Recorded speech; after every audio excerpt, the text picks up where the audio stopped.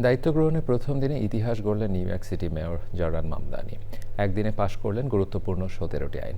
এসব আইন শহরের লাখো মানুষের জীবনে বাস্তব ও ইতিবাচক পরিবর্তন আনবে বলে মনে করে নিউ ইয়র্কবাসী। Desk report. নিউ ইয়র্ক সিটির নতুন মেয়র জোহরান মামদানি দায়িত্ব নিয়েই গড়লেন ইতিহাস। নগর রাজনীতিতে সূচনা করেছেন এক ঐতিহাসিক অধ্যায়ের।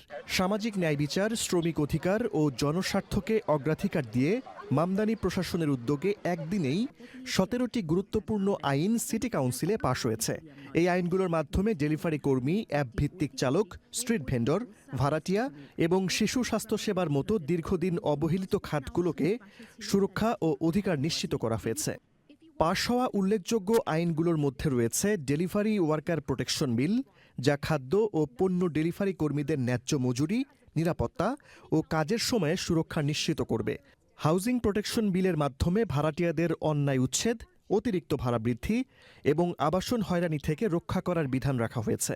স্ট্রিট ভেন্ডরদের লাইসেন্স পাওয়া সহজ করা এবং হয়রানি ও জরিমানা কমিয়ে তাদের জীবিকা সুরক্ষিত করবে ভেন্ডর লাইসেন্স ও ভেন্ডর প্রোটেকশন বিল। অ্যাপ বেসড ড্রাইভার প্রোটেকশন বিল, যা উবার, লিফট সহ বিভিন্ন অ্যাপ ভিত্তিক চালকদের অন্যায় অ্যাকাউন্ট নিষ্ক্রিয় করা এবং আপিলের সুযোগ নিশ্চিত করবে। শিশু স্বাস্থ্যসেবা বিল, যার আওতায় স্বল্প আয়ের পরিবারগুলোর শিশুদের জন্য স্বাস্থ্যসেবায় প্রবেশাধিকার বাড়ানো এবং মান উন্নয়নের পদক্ষেপ নেওয়া হয়েছে।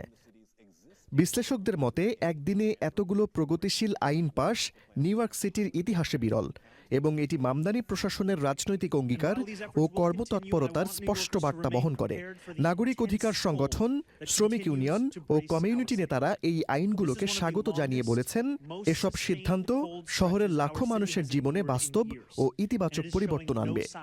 সাদি মাহমুদ, চ্যানেল আই।